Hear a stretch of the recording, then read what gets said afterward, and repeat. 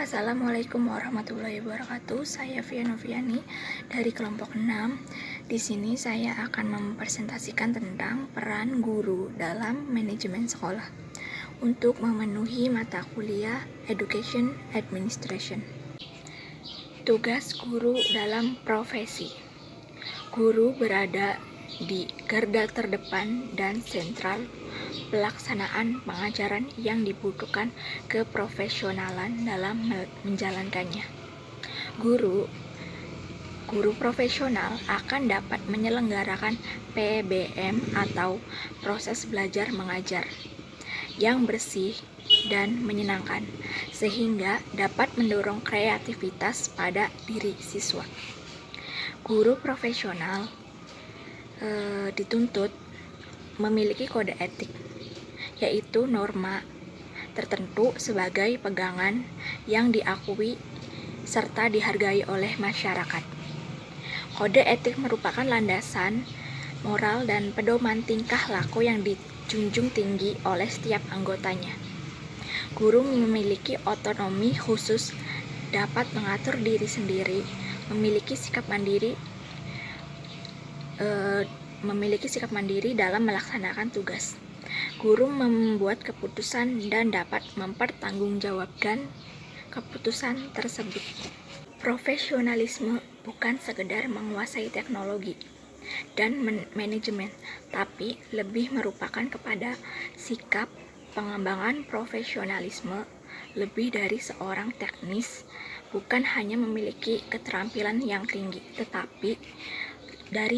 tetapi memiliki suatu tingkah laku yang sesuai dengan yang dipersyaratkan. Dikatakan bahwa untuk menjadi profesional, seorang guru dituntut untuk memiliki 5 hal, yaitu yang pertama, guru mempunyai komitmen pada siswa dan PBM. Yang kedua, guru menguasai secara mendalam mata pelajaran yang diajarkan. Yang ketiga, guru bertanggung jawab memantau hasil belajar melalui berbagai cara evaluasi. Yang keempat, guru mampu berpikir sistematis. Dan yang kelima, guru seyogianya merupakan bagian dari masyarakat, belajar dalam lingkungan profesinya. Jadi, profesi sebagai suatu pekerjaan mempunyai fungsi pengabdian pada masyarakat dan 2 pengakuan dari masyarakat. Profesi membutuhkan keterampilan khusus yang dipelajari dalam jangka waktu yang panjang melalui pendidikan, pelatihan, dan pembelajaran. Profesi memiliki kode etik khusus yang apabila dilanggar akan diberikan sanksi kepada yang melanggar. Profesional berarti sifat atau seseorang profesional menunjuk pada 2 hal, yaitu orang yang menyandang suatu profesi, misalnya dia seorang profesional, dan kedua, penampilan seorang dalam melakukan pekerjaan. Istilah profesional dikonstruksikan dengan non-profesional atau amatiran. Yang selanjutnya, peran guru dalam manajemen kelas. Peranan dan kompetensi guru dalam proses pembelajaran meliputi banyak hal, seperti yang dikemukakan oleh Adam dan Deci dalam Basic Principles of Student Teaching. Antara lain, guru sebagai pengajar, pemimpin kelas, pembimbing, pengatur lingkungan, partisipan, perencana, supervisor, motivator, dan konselor.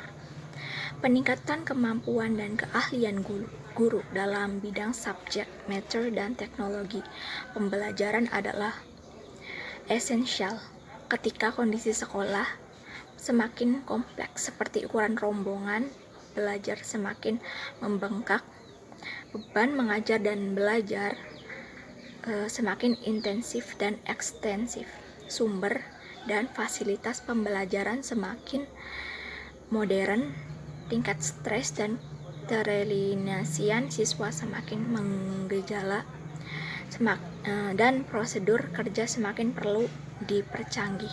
Terminologi, metodologi pengajaran yang dikenal selama ini mengalami perluasan makna, yaitu makin lazim disebut manajemen sekolah. Sejalan dengan itu, penelitian mengenai bagaimana kelas dapat dikelola secara efektif semakin mendukung bagaimana peran guru yang efektif lebih dominan dari sekadar terfokus pada perilaku siswa dan proses belajarnya.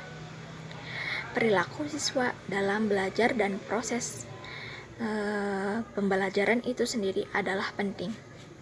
Namun tidak kalah pentingnya adalah bagaimana guru dapat mengelola kelas secara efektif dan efisien, antara lain bagi penciptaan metode untuk memfasilitasi siswa agar berperilaku positif dan berprestasi tinggi.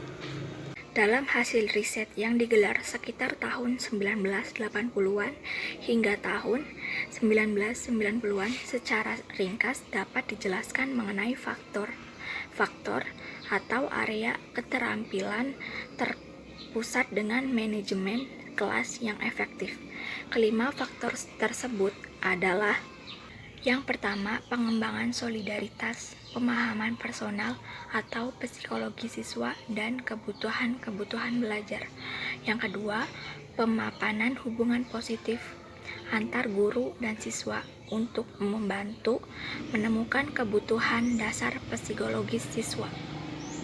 Yang ketiga, pengimplementasian metodologi pengajaran yang memfasilitasi belajar optimal dengan jalan member respon kebutuhan akademik siswa dan kelompok. Yang keempat, penggunaan metode organisasi dan pengolahan kelompok yang dapat memaksimalkan perilaku tugas siswa. Yang kelima, penggunaan metode konseling dan penataan perilaku yang diperluas untuk membantu siswa yang tidak tepat dalam menjawab soal-soal ujian atau mengalami misperilaku yang mengarah ke dalam tindakan tercela. Memang tidak mudah bagi guru untuk mengimplementasikan berbagai tuntutan itu dengan metode yang benar-benar mengakar. Sangat mungkin mereka akan mengimplementasikan rekomendasi itu secara selektif dengan memperhatikan kondisi real gaya mengajarnya, tujuan belajar, kebutuhan siswa, dan aneka variabel kontekstual lainnya. Ada beberapa hal yang harus dipahami oleh seorang guru kalau siswanya ingin tampil efektif, seperti diri untuk memahami variabel konseptual yang diduga berpengaruh terhadap efektivitas perbuatan mengajar, seperti tujuan pengajaran usia anak, masalah gender, dan tingkat sosial ekonomi serta budaya, seperti yang dikemukakan oleh Evertson 1976. Pengajaran yang efektif menurut kemampuan guru untuk mengimplementasikan sederetan dimensi yang luas, dari diagnostik pengajaran, manajerial, keterampilan terapi, merajut perilaku pada konteks dan situasi khusus, hingga kebutuhan spesifik menurut momennya. Dan dari pernyataan Evertson ini dapat disimpulkan bahwa salah satu syarat guru yang efektif adalah tingginya kemampuan dalam bidang manajemen kelasnya. Kinerja manajemen kelas yang efektif antara lain tercermin dalam bentuk keberhasilan guru dalam mengkreasi lingkungan belajar secara positif dan memberdayakan siswa untuk memahami dan menjadikan efektif dalam melibatkan diri pada proses pengolahan kelas dan proses pembelajaran. Kebanyakan masalah yang terjadi di sekolah-sekolah disebabkan oleh masalah manajemen yang terjadi pada kelas, pada khususnya yang mana belum mampu merespon tuntunan untuk menjadikan manusia selayaknya, atau ingin merespon atau untuk menciptakan proses pembelajaran pada tingkat kinerja yang diinginkan. Proses pembelajaran yang kondusif menjadi peran yang utama karena di sini ada cara dan metode untuk metode untuk guru mengelola kelasnya secara efektif dan inovatif.